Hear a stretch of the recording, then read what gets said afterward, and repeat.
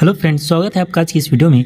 आज की इस वीडियो में मैं आपको बताने वाला हूँ CGTT के पेपर 1 के चैप्टर इंग्लिश के संभावित आंसर, जिसमें से मैं आपको संभावित आंसर बताने की कोशिश कर रहा हूँ, जिसमें से 90 से 95% तक सही होने की संभावनाएं हैं।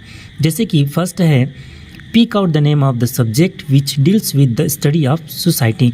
मीन्स उस सब्जेक्ट का चयन कीजिए जो सोसाइटी का अध्ययन कराता है। तो हम political science, social science, sociology and life science. तो इसमें क्या होता है, जो सोशियोलॉजी होता है ना, समाज शास्त्र, इसमें क्या करते हैं, सामाजिक जीवन के बारे में अध्ययन करते हैं। तो ये इसका आंसर हो जाएगा। पैसेज को पढ़ने में हम टाइम वेस्ट नहीं करेंगे। आगे जैसे कि the school subject which can be most profitable used by the purpose are history, geography, civil, economics, sociology, political science, social sciences, language as well as physical and life science. In the above sentence, the underline profitably is means profitably क्या word है, जैसे noun है, verb है, adverb है, adjective है। तो ये क्या है, एक adverb है। Pick out the most probable meaning of the phrase most profitable used. Most profitable means जो सबसे ज़्यादा क्या है, उपयोगी है। तो ये क्या होगा, तो जो मोस्ट प्रॉफिटेबली है मतलब सबसे ज़्यादा उपयोगी, तो ये क्या हो सकता है, या तो ये मोस्ट अवेलेबल हो सकता है या फिर मोस्ट फ्रूटफुल। तो मुझे लगता है फ्रूटफुल मीन्स क्या होता है, उपयोगी होता है। तो ये इसका सबसे ज़्यादा सटीक आंसर होगा।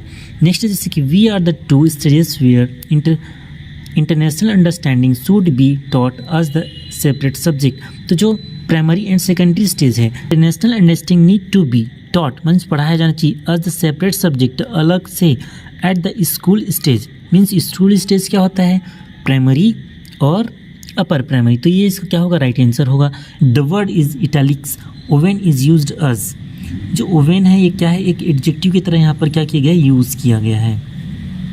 पूछ रहे कि ओवेन किसकी तरह यूज़ किया गया है, तो यहाँ पर एडजेक्टिव की काम कर रहा है। Which phrase from the passage means combined with the curriculum.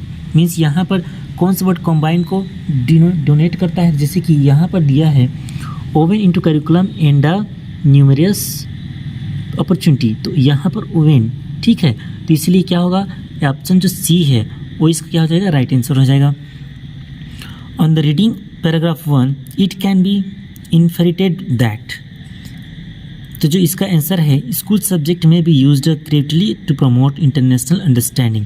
ये इसका क्या हो जाएगा, राइट आंसर हो जाएगा। कि how international understanding can be taught at the school level. Means अंतर्राष्ट्रीय जो समझदारी है उसे स्कूल स्तर पर बच्चों को कैसे सिखाया जा सकता है।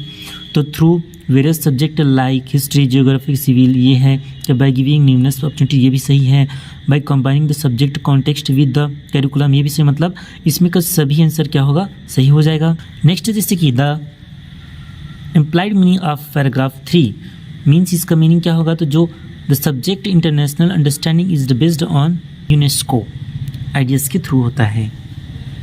ये उसका हो जाएगा राइट आंसर। वो क्या है, इसमें मोस्टली ग्रामर को पूछा गया है और वर्ड मीनिंग को पूछा गया है। तो जैसे कि यहाँ पर हार्ट रेंडिंग मीन्स होता है पेनफुल, जो क्या होता है, डरावना होता है, दर्द देने वाला होता है, वो होता है पेनफुल, है ना। तो हार्ट रेंडिंग बोलते हैं इसे। रिस्की नहीं होता, डिस्ट्रेस नहीं होता, शॉकिंग नहीं होता, ये पेनफुल होता है। द वर्ड सॉलिड मीन्स, इसका मीनिंग होता है डर्टी एंड द अनप्लीजेंट। इसमें जो पैराग्राफ है उसको जब पढ़ेंगे तो इसका मीनिंग आपको समझ में आ जाता है, क्योंकि ये क्या है, जो चाइल्ड लेबर उससे संबंधित एक पैराग्राफ है, जिसमें क्या बच्चे डर्टी जगहों पे और अनप्लीजेंट प्लेसेस पे क्या करते हैं, काम करते हैं। इसलिए द डेक्टोरियस मीन स्किलफुल। डेक्टोरियस मीन्स क्या होता है, स्किलफुल। मीन्स बच्चों क्या होता है, स्किलफुल होते हैं, ये इसका मीनिंग है। द वर्ड हैप्लेस मीन्स होता है अनफॉर्चुनेट, मीन्स दुर्भाग्य। फॉर्चुनेट लक्की होगा नहीं, ये लक्की ऑलरेडी दे दिया है, भी नहीं होगा। एंसियस चिंतित होगा ही नहीं, ये अनफॉर्चुनेट होता है, मतलब दुर्भाग्यवश होता है। The word in italics deleterious is used as adjective, एक एडजेक्टिव की तरह यहाँ पर क्या कर रहा है, काम कर रहा है। The word is italic ordeals is used. Ordeals क्या है यहाँ पर, एज अ नाउन के रूप में यहाँ पर क्या है, काम कर रहा है। तो ये इसका क्या हो जाएगा, राइट आंसर हो जाएगा। जैसे कि आगे देखते हैं, when an error recurs in language despite being corrected it is a. Means जब क्या करें, बच्चों को आप कोई लैंग्वेज को बार बार गलती कर रहा है ना, और उसने आपको क्या करेक्ट करा दिया है, उसके बाद भी वो क्या कर रहा है, गलती कर रहा है, तो स्लीप मतलब फिसल गया इस टाइप से तो होगा नहीं, मूर्ख है ऐसे हम नहीं बोल सकते। क्या हो सकता है, मिस्टेक होने की संभावना इसमें ज़्यादा है, मिस्टेक हो गई या फिर स्लीप हो गई, ये दोनों में से कोई एक इसका क्या है आंसर हो सकता है।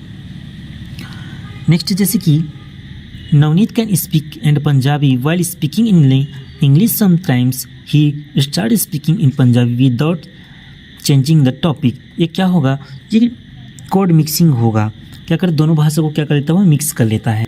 आज assessment by which a learner's proficiency is measured against his her own previous performance is called। ये स्पाइट रेफरेंस असेसमेंट होता है, जब कोई बच्चा क्या कोई काम कर रहा है उसकी परफॉर्मेंस को हम क्या करते हैं, मेजर करते हैं। जैसे कि Mr Ganesh dictated a short paragraph to the student the exercise aim means जैसे क्या कर रहे हैं जो मिस्टर गणेश है वो क्या करता है, शॉर्ट पैराग्राफ को पढ़ता है बच्चों के सामने। उसका मेन पर्पस क्या है, ये क्या कर रहा है, to improve listening, to improve writing, to increase concentration या फिर to integrate listening and the writing. तो इसमें का जो लिसनिंग वाला है वो सही है। नेक्स्ट जिसके Mai is born in Marathi speaking family, she speaks Marathi from the family environment. और दूसरा दिया है Srijan wants to speak Germany, he joins a German language training centre to speak German. Means यहाँ पर जैसे कि दो भाषाएं हैं, एक पंजाबी जो क्या करते हैं हम जिसे एक्वायर करते हैं, जिसे लर्न करते हैं। तो यहाँ पर जो ऑप्शन नंबर 1 है फर्स्ट इज़ एक्विजिशन, मीन्स हम उसे क्या किया, ग्रहण किया, हम उसे सीखे नहीं है। और दूसरा को क्या किया जा रहा है, उसे लर्न किया जा रहा है। तो इसका जो फर्स्ट आंसर है, जैसे चैप्टर 1 में मैं कराया था आपको लैंग्वेज एक्विजिशन एंड लर्निंग, तो जिसे हम ऑटोमेटिक ग्रहण कर लेते हैं वो हो जाता है एक्विजिशन, और जिससे हम सीखते हैं वो हो जाता है लर्न। तो इसलिए इसका ऑप्शन नंबर ये क्या होगा, सही होगा। The primary purpose of introducing rhymes in the elementary level school is, तो option number C, to make the free use of language voice receipting and the production होगा। ये इसका क्या हो जाएगा, राइट आंसर हो जाएगा। Angel loves reading short stories can fiction, she finishes reading Harry Potter day before yesterday, she didn't read it out for any objection and और an exam, such reading is card. Mean जैसे Angel है वो क्या करता है, उसे book पढ़ना बहुत ज़्यादा पसंद है, उसने जो हैरी पॉटर बुक है उसे कल ही ख़त्म किया, और वो किसी पर्पज़ से नहीं, एग्जाम के पर्पज़ से किसी भी खास उद्देश्य से क्या है उसको नहीं पढ़ रही है। तो इस प्रकार की रीडिंग को क्या कहते हैं, इस प्रकार की रीडिंग को reading for pleaser and extensive reading कहते हैं। क्योंकि स्कीमिंग क्या होता है, उसमें शॉर्ट आंसर निकालते हैं तुरंत, तो हम उसे क्या करते हैं, यूज़ करते हैं। ये क्वेश्चन भी आया हुआ है, स्कीमिंग का संबंध किससे है, आगे हम देखते हैं उसको। Why is remedial teaching required in the domain is LET English language teaching. तो इसमें का जैसे it can inclusive approach, every learners has the varied place for learning. तो इसमें जो ऑल ऑफ द एबो है ये क्या होगा, इसका राइट आंसर होगा। Which of the following is not multi media material, means जैसे कि कॉलेज पेपर कटिंग, ये तो सिंपल सा English language lab multimedia material में आएगा, PPT आएगा, प्रोजेक्ट आएगा, यूट्यूब है ना। ये जो पेपर कटिंग है ये इसमें शामिल नहीं होगा। Miss Mala asked the classroom question regarding the games sports they are interested in, how often they took part in competition, then she read out the passage about Mary Kom, the former action is here. क्या होगा, ये introducing the text होगा, क्योंकि जैसे हम part को कुछ शुरू करते हैं तो उससे रिलेटेड कुछ टॉपिक या कुछ बातें हम बताते हैं, तो इससे मुझे लगता है कि यही इसका क्या होगा, राइट आंसर होगा। अच्छा, जैसे कि in the beginning of the academic session the English language teacher conducts the test to know student strength and weakness. जैसे इंग्लिश टीचर है, जैसे नया सेशन चालू होता है तो बच्चों को क्या रहता है, उनकी जो मतलब क्षमता का क्या जांच करने के लिए या फिर कमी को जांच करने के लिए टेस्ट लेता है। By what they know and what they do not know, this is an. ये क्या है, तो ये डायग्नोस्टिक टेस्ट है, मीन्स उपचारात्मक टेस्ट, मतलब हम उनसे जानना चाहते हैं कि वो किस लेवल का है। The techniques practice and behaviour that operate in production practice and feedback phase of teaching are the part of, means जैसे हम किसी बच्चे को क्या करते हैं, टेक्निक से प्रैक्टिस कराते हैं, बिहेवियर का हम क्या करते हैं, जांच करते हैं, उसका फीडबैक तैयार करते हैं। तो इस प्रकार का जो काम हम करते हैं उसे हम क्या कहते हैं, इवोल्यूशन कहते हैं, हम उसके मूल्यांकन कर रहे हैं। Which of the following is not a set of language skill, तो जैसे लिसनिंग और स्पीकिंग है, रीडिंग राइटिंग है, स्पीकिंग राइटिंग है, तो जो वोकेबुलरी एंड ग्रामर है ये इसका क्या हो जाएगा, राइट आंसर हो जाएगा। नहीं है करके पूछा गया। Skimming is the sub skill of, skimming किससे संबंधित है, रीडिंग से। जैसे मैंने चैप्टर 1 ही जब क्या किया था, मैंने language acquisition and learning chapter कराया था, उसमें ये चीज़ बताया था। नेक्स्ट है जैसे कि learning grammar and the mathematics is important for the material growth of child, ये इसका क्या होगा, चॉम्स्की क्या है, ये कथन चॉम्स्की का है। आई होप कि वीडियो आपको पसंद आया होगा। अगर वीडियो पसंद आया हो तो लाइक शेयर कमेंट जरूर करें, और अगर आपने मेरे इस चैनल को सब्सक्राइब नहीं किया तो प्लीज़ सब्सक्राइब करें हमारे चैनल को, क्योंकि इसमें आपको पूरे जो टीटी है उसके सभी सब्जेक्ट के जो संभावित आंसर वो आपको मिल जाएंगे। Thank you for watching this video.